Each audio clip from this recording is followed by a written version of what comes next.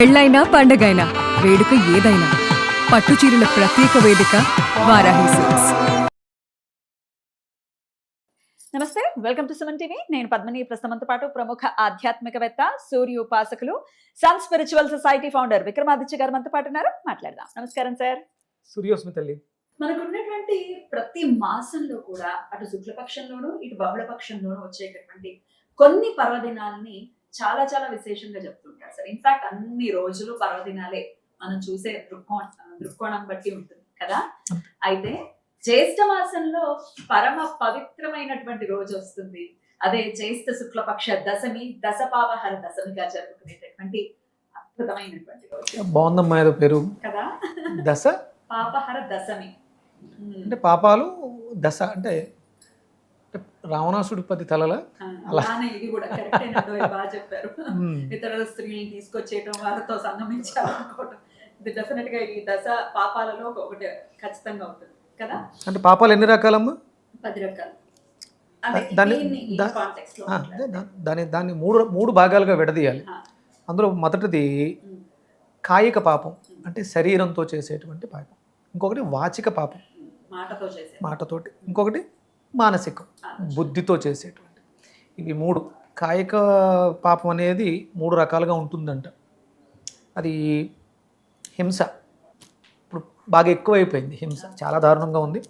ఇంకొకటి దొంగిలించటం, ఇంకొకటి మీరు అన్నట్టు రావణాసుడిలో సంగమం, ఇతరుల భార్యలతో పరస్త్రీ సంగమం అంటారు. ఇది అంటే ఇక్కడ కాయికంగా ఈ దేహంతో, ఈ శరీరంతో మనం తిన్నటువంటి ఆహారమే మనస్సుగా మారుతుంది. అదే కామక్రోధ లోభమోహ మదమాత్సల్యాలకి కారణం అవుతుంది ఈ కాయకం.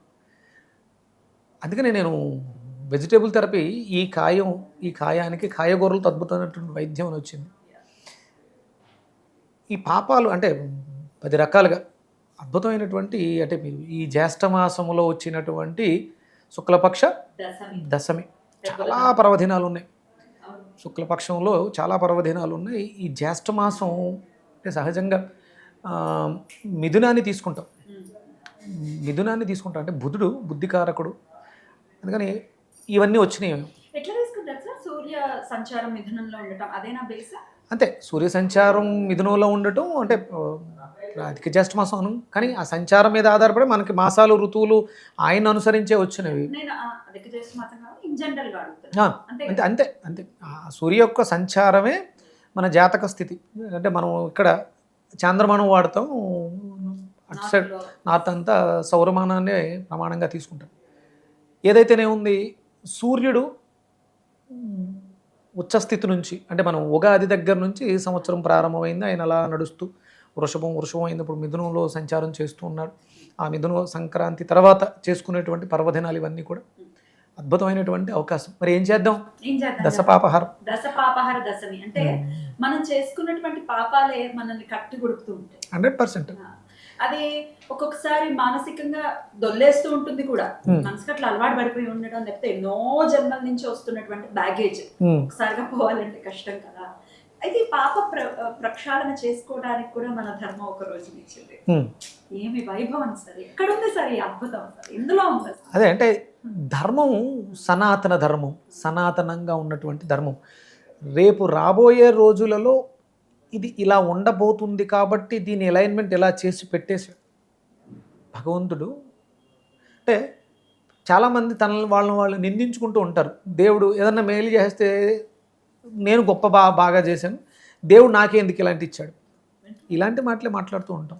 కానీ ఆయన సృష్టిని సృష్టించి బ్రతకమని ఒక జ్ఞానాన్ని ఇచ్చి, అంటే ప్రకృతిలో 84 లక్షల జీవరాశిలో అద్భుతమైనటువంటి జ్ఞానం ఉన్నది ఎవరికి?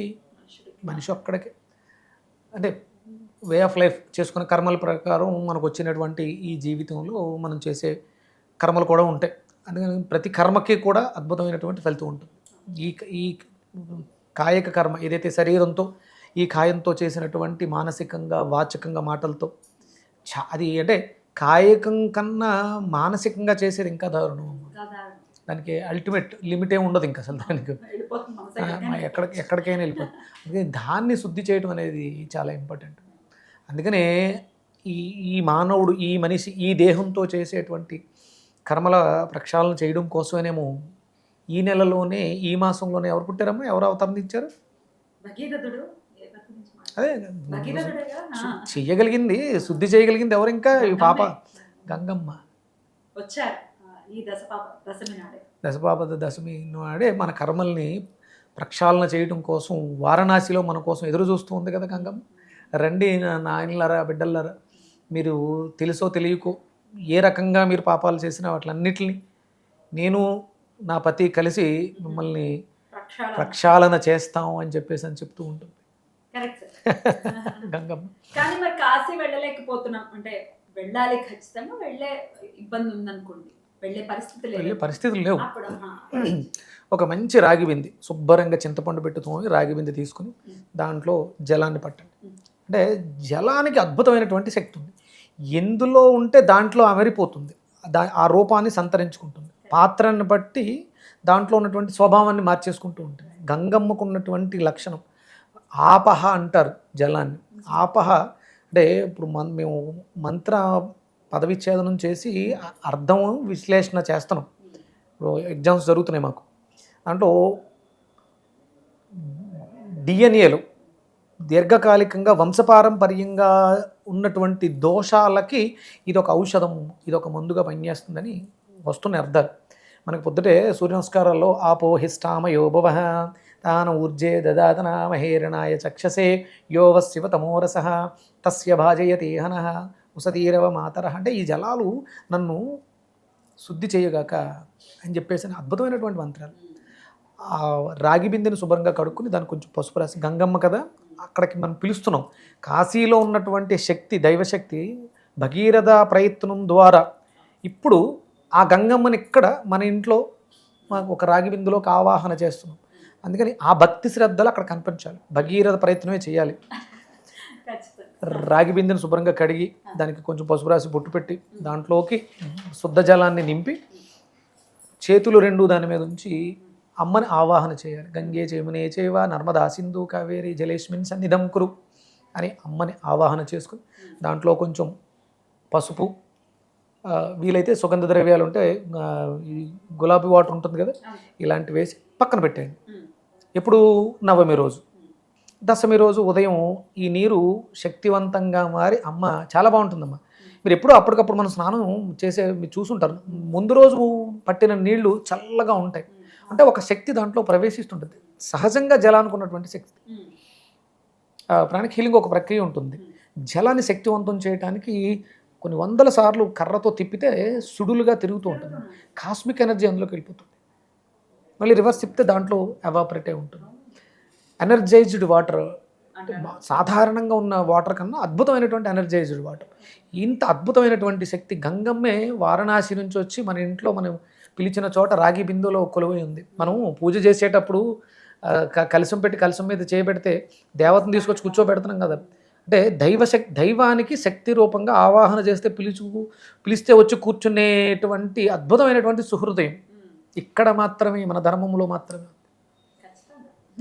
ఆ నీటితో శుభ్రంగా స్నానం చేయండి. దశమి నాడు స్నానం చేయండి.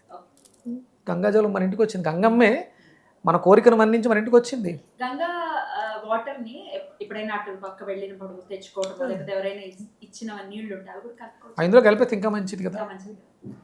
అంటే సహజంగా వాటికి తారతమ్యం ఉండదమ్మా. దేంట్లో కలిస్తే అది మజ్జిగలో కలిస్తే దాని రూపాన్ని మార్చేసుకుంటుంది. నీటికి ఉన్నటువంటి ఆ పారదర్శకత అది పాలలో కలిస్తే పాలుగా మారుతుంది, దేంట్లో కలిస్తే దాంట్లో. అంటే చాలామంది వ్యంగ్యంగా కూడా మార్చవచ్చు, ఇంకో దాంట్లో కలిపితే ఇంకోటి అవుతుంది అని మాట్లాడతారు. అదే అందులో మనం కాయక వాచక మానసిక మీ ఇష్టం, మీరు దేంట్లో అయినా కలపండి. అది గంగమ్మ ప్రక్షాళన చేయడానికి వస్తుంది. శరీరం మలినమైతే శుభ్రం చేసుకోవడానికి శారీరకంగా ఉపయోగపడుతుంది. ఎప్పుడైతే శరీరం శుభ్రపడిందో మానసికంగా కూడా అది శుభ్రంగా చేస్తుంది. చిరాకుగా శరీరం మలినంగా ఉన్న వ్యక్తి నోట్లోంచి వచ్చే మాటలు అసహ్యంగా ఉంటాయి. అంటే ఒకే జలం 3 రకాల మానసిక స్థిమితత్వాన్ని తీసుకొస్తుంది. అది గంగమ్మకున్నటువంటి అద్భుతం. అందుకనే మనకి ప్రతిరోజు స్నానం చేయటం, సంధ్యావందనం చేయటం, జలాన్ని నీటి మీద తల మీద జల్లుకోవడం అనేది మన సాంప్రదాయంలో మొట్టమొదటి ఫస్ట్ చేసే కార్యక్రమం. మీరు ఏ పూజ ఏమి చేయండి, ఇది లేకుండా ఉండదు. మీరు గణపతి పూజకి వెళ్ళినా సరే మనం కలిసి ఆవాహన చేసి ముందు ప్రోక్షణ చేసిన తర్వాతే మిగతా కార్యక్రమాలకు వెళ్తాం. అది గంగమ్మకు ఉన్నటువంటి లక్ష్యం. శక్తి. అద్భుతం సార్, చాలా చక్కగా వివరించారు. ఖచ్చితంగా ఒకవేళ ఈ సమయంలో అక్కడ గనక కాశీలో ఉన్నారు అని అంటే అదృష్టం, మామూలు అదృష్టవంతులు కాదు. కాదు.